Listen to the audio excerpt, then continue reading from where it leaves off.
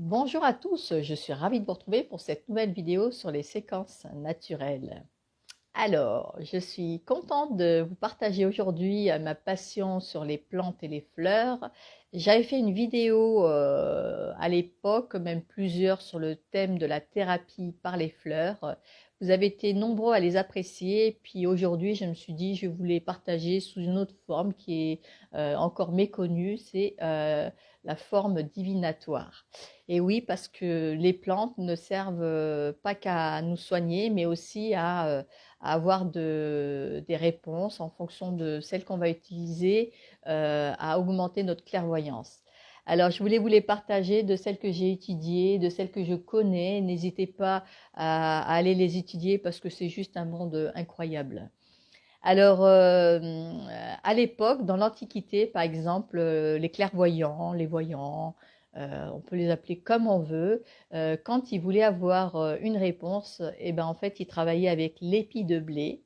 Alors, il y avait une technique bien précise, donc ils prenaient une poêle, ils allaient mettre un nombre impair dans la poêle, et quand il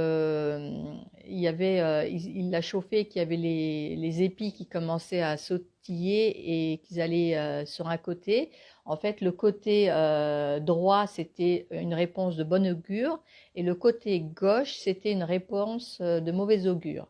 Donc voilà, alors je vous invite vraiment à faire ce test et à voir par vous-même la capacité de réponse par rapport à l'épi de blé. Alors ensuite, je vais vous partager d'autres éléments sur d'autres plantes, etc. Alors peut-être qu'il y en a certains que vous connaissez, mais j'ai rajouté un petit peu ma manière aussi de voir. Donc voilà. Alors tout d'abord, j'aimerais vous parler de l'encens. Je pense que tout le monde connaît cet élément sous un plan énergétique. Aujourd'hui, il n'y a plus besoin trop d'expliquer que l'encens, eh ben, en fait, il y a forcément, quand on va l'utiliser, ça va être pour une connexion avec une fréquence supérieure. Donc voilà, donc ça nous permet vraiment de se connecter à ça.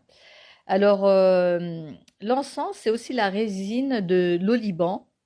Et puis auparavant, toute la récolte, elle était rassemblée dans un temple du soleil, voilà, donc pour ceux qui ne savaient pas. Et il y avait une garde qui surveillait toute la récolte parce que c'était un élément très sacré. Et il faut savoir aussi qu'ils ont utilisé l'encens pour accompagner les prières vers le ciel. Donc, vous voyez, quand je dis qu'il y a cette connexion entre le monde du bas et du haut, c'est vraiment sa capacité à lui, quoi. Donc, l'encens était offert souvent aux dieux à l'époque et il faisait partie des présents que les rois mages ramenaient à l'enfant Jésus. Voilà. Donc, voilà. Donc, c'est vraiment un élément très sacré qu'on peut utiliser justement dans le monde, on va dire, divinatoire. Ensuite, il y avait le laurier, qui était symbole de gloire, qu'on va retrouver souvent dans les images avec les rois. Il y avait Jules César, des grandes célébrités, tout ça. Donc on l'accordait souvent à la force, mais il n'y avait pas que ça, puisque le laurier, par exemple, vous voyez, quand on va venir mordiller dedans, ça va aussi nous développer notre clair ressenti. Alors, et la daphnomancie, vous voyez, interprétait la combinaison de branches aussi de laurier, donc qui était un présage favorable si les flammes étaient hautes et claires. Le laurier, placé sous un coussin, par exemple, va faire voir des songes de rêves prémonitoires. Vous voyez, souvent, on va vraiment l'utiliser pour avoir cette clairvoyance et ressenti. Donc, on va venir le mordiller, le mettre sous l'oreiller, le brûler. Tout ça va faire qu'il y aura une énergie qui va s'y dégager et puis ça va travailler là-dessus. Ensuite, on avait le noisetier, d'ailleurs qu'on utilise aujourd'hui les sourciers pour trouver l'eau. Donc il y a ce côté, on va dire, divinatoire de recherche, hein. Ensuite, on avait le sol, qu'on peut dire pleureur. Aussi, à l'époque, par exemple, Hippocrate l'utilisait pour faire baisser la fièvre. Mais cet arbre était aussi utilisé par la voyance quand on inhalait la fumée pour avoir des visions. Donc voilà, c'était surtout ça. Ensuite, on a l'achillée, par exemple, qui était retrouvé dans les tombes du néolithique. Il était utilisé pour guérir des blessures du roi Télep. Télep, j'espère que je le prononce bien.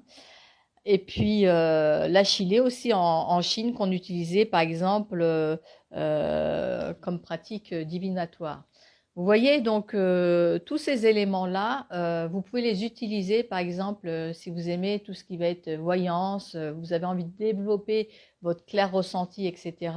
À travailler avec l'achille, le sol pleureur, le laurier, le noisetier. Qu'est-ce qu'il y avait d'autre vous voyez, l'encens, vous avez tellement d'éléments qui peuvent vous développer ce plan-là. Donc, je vous invite vraiment à faire des tests et puis à vous rendre compte par vous-même. Alors, j'espère que cette vidéo vous a plu. Je vous fais tous de gros bisous et je vous dis à bientôt. Ciao, ciao.